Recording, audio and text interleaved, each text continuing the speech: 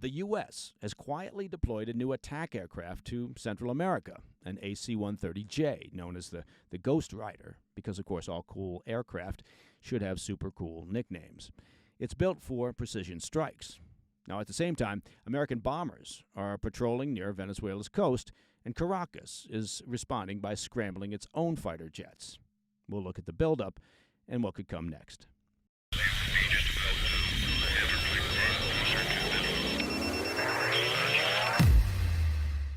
We're starting things off with the newest addition to America's military footprint south of the border.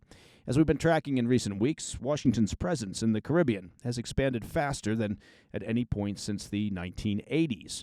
Warships, bombers, and now we can add gunships taking up position just beyond Venezuela's doorstep. The New York Times reports that U.S. forces have begun operating the AC-130J, known as the Ghostrider, a heavily armed attack aircraft, from El Salvador's main airport.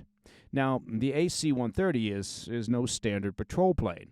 The Ghostrider is essentially a flying gunship, purpose-built to rain down fire on ground and sea targets. It's operated by the Air Force Special Operations Command. It carries a rather devastating arsenal, side-mounted 30mm and 105mm cannons, precision-guided missiles, and smart munitions. Its infrared sensors and advanced radar allow it to track and destroy moving targets at night, in bad weather, or maybe through jungle canopy. The Times found that at least 3 different American military aircraft began flying missions from El Salvador's main international airport in mid-October. Alongside the AC-130, analysts identified a Navy P-8A Poseidon reconnaissance plane. That's a long-range surveillance aircraft capable of launching torpedoes and anti-ship missiles, and an unmarked Air Force C-40 Clipper jet that rarely appears in public flight logs. El Salvador's president, Nayib Bukele, has welcomed the arrangement. His close alignment with Washington has already seen him imprison deportees from the U.S. and open his ports to American operations. This move takes that partnership to a new level, effectively turning El Salvador into a forward base for potential strikes in the hemisphere. Now, the last time the AC-130 was moved into a region on alert, it was preparing for combat missions in Afghanistan and Iraq. 2 U.S. military officials told the Times that the deployment is tied to an increase in counter-narcotics missions. But with roughly 10,000 U.S. troops, along with bombers and drones, and nearly a dozen Navy warships now spread across the Caribbean, the buildup looks like something more. A regional power projection, perhaps, aimed squarely at Venezuela's Nicolas Maduro. And the timing is likely no coincidence. Just as those aircraft appeared in El Salvador, 2 more U.S. B-52 bombers were tracked along Venezuela's northern coast. According to Newsweek, their flight path hugged the edge of Venezuelan airspace, a rather textbook show of force, signaling that Washington is watching every move that Caracas makes. Now, this is the 3rd such U.S. bomber demonstration in as many weeks, and apparently the message was received by the Venezuelan military. Hours after the bomber's appearance, footage began circulating online that appeared to show Venezuelan F-16s scrambling into the sky. The video hasn't been verified, but it matches a familiar pattern. In past standoffs, Venezuela has responded to American flyovers with highly publicized fighter launches, part national defense, part propaganda for domestic audiences. Whether those jets actually intercepted anything or simply made a symbolic loop for the cameras isn't clear. In addition to the increased military activity, a new report from the Washington Post says that Venezuelans in the U.S. are now fleeing in large numbers. Their temporary protected status expired on Friday, ending legal protections for hundreds of thousands. Many are reportedly selling their homes, closing businesses, and boarding flights out of the country, fearing that war between the U.S. and Venezuela may no longer be an abstract idea. Some of those leaving told reporters that they're afraid of being trapped between 2 governments, one that they fled years ago and another that they say no longer trust to keep them safe. All right, coming up next, the Kremlin denies reports that Putin has sidelined his top diplomat, and new drone sightings force more flight disruptions across Europe. I'll be right back. Hey, Mike Baker here. Now, we've all seen those scary ads about owing money to the IRS, right? You know the ones I'm talking about, just trying to frighten you into calling. Well, let me tell you about a different kind of business. They're called tax relief advocates. Now, if you owe the IRS, whether it's $5,000 or $50,000 or $500,000, TRA, Tax Relief Advocates, has solutions to help resolve your tax problems. The good news is that you can get help anytime simply by visiting TRA.com. And TRA could reduce or even eliminate what you owe. Their team is passionate about helping individuals and businesses fix IRS issues. And they have over 1,000 five-star reviews on Google, plus an A-plus rating with the Better Business Bureau. Look, you no longer need to be afraid of the IRS. Generous programs are available to give you a fresh start. End your tax troubles today by visiting TRA.com. That's TRA.com. Tax Relief Advocates, real solutions for real people. Welcome back to the PDB. There are hints in Moscow that Russian President Putin and his longtime Foreign Minister Sergei Lavrov, well, that their relationship may be on the rocks. I know, it sounds very dramatic. After his failed attempt to organize a summit between President Trump and Putin in Budapest, the Kremlin's mouthpiece, Lavrov, has been unusually quiet. It's a noticeable shift. For 2 decades, Lavrov has been the face of Russian diplomacy, the man dispatched to defend Putin's wars, absorb Western outrage, and make Moscow look somewhat unshaken. Now, according to Kommersant, a pro-Kremlin daily outlet, he was quoted as deliberately absent from a key Security Council meeting where Putin ordered his top regime officials to explore new nuclear testing proposals. And when Russia's delegation heads to the G20 summit later this month in Johannesburg, South Africa, it won't be Lavrov sitting at the table, but instead it will be Putin's deputy chief of staff. The timing is hard to ignore. Lavrov's absence comes not long after his failed bid to arrange the Budapest summit, slated for late October. It was a meeting that Trump pitched as part of his broader diplomatic push to end the Ukraine war. As we discussed, the White House framed it as real diplomacy backed by leverage. But Moscow's end of the conversation didn't go well. According to Western reports, a tense call between Lavrov and U.S. Secretary of State Marco Rubio derailed the entire plan. That call was meant to pave the way for an in-person meeting in Budapest ahead of the Trump-Putin summit. But after Washington concluded that Moscow wasn't ready to compromise or negotiate in good faith, the plan was shelved. Just days later, Trump announced sanctions on Russia's 2 largest oil companies, a move seen inside the Kremlin as a personal rebuke and also proof that the old playbook of stonewalling and threats no longer worked. The denials from the Kremlin that Lavrov has been sidelined have since come fast. Putin's press secretary, Dmitry Peskov, told journalists Friday, quote, "There's nothing true in these reports. Lavrov is working as foreign minister, of course," end quote. But the optics do tell a different story. For 2 straight weeks, the Foreign Ministry has released no details of Lavrov's travel schedule. His last confirmed public appearance was in October, when he hosted North Korea's foreign minister in Moscow. Lavrov, long one of Putin's most loyal and combative defenders, may be finding himself edged out as the Russian strongman leans more heavily on his military chiefs to handle both the battlefield and sanctions fallout, leaving the Soviet-era diplomat with fewer visible responsibilities. Still, Lavrov is trying to project normalcy. Yesterday, he told state-run news that he remains in contact with Rubio, saying, quote, "It is important for discussing the Ukrainian issue and promoting the bilateral agenda. That is why we communicate by telephone and are ready to hold face-to-face meetings when necessary," end quote. His comments came as he reiterated Moscow's conditions for peace, unchanged since Putin's June 2024 demands that Ukraine must renounce NATO ambitions and withdraw from all Russian-occupied eastern regions.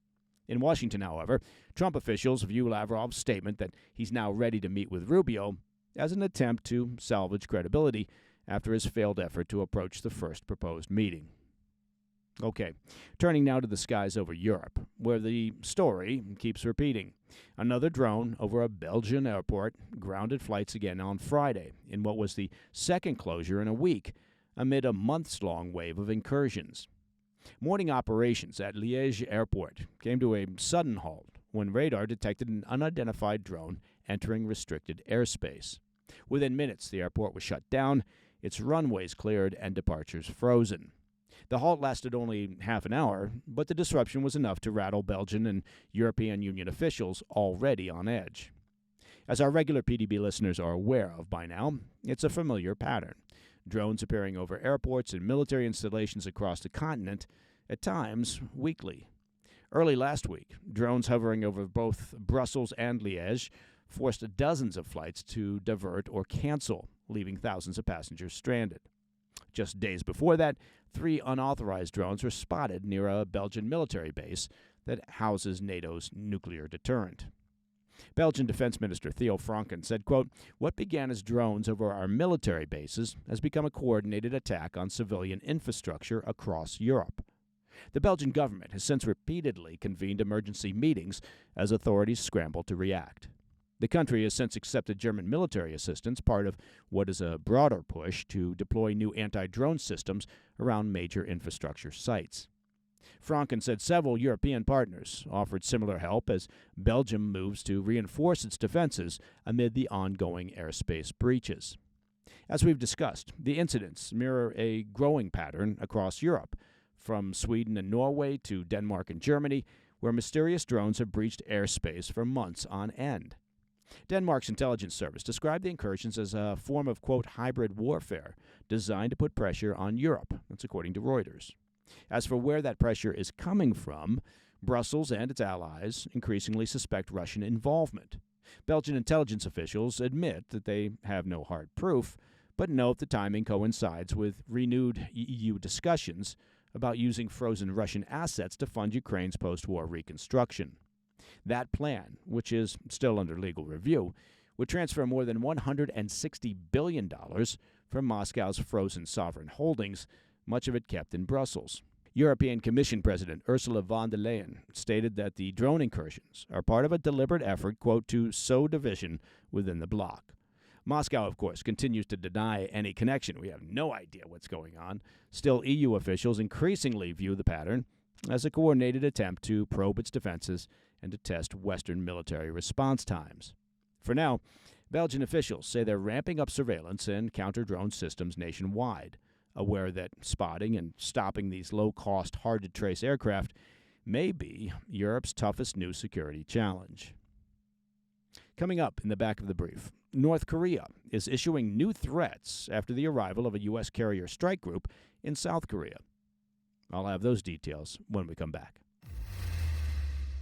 Hey, Mike Baker here with a message from our friends over at Birch Gold Group. Now, it's that time of year again, and by that, of course, I mean it's the one time of year that Birch Gold Group gives away free gold with every qualifying purchase. That's right. You didn't see that coming, did you? For Black Friday, when you convert an existing IRA or 401k into a tax-sheltered IRA in gold, Birch Gold will send you free gold for every $20,000 purchased. Look, gold started this year around $2,600 an ounce, and by October, it was over $4,000 an ounce. You ask yourself why? Well, in a nutshell, global uncertainty.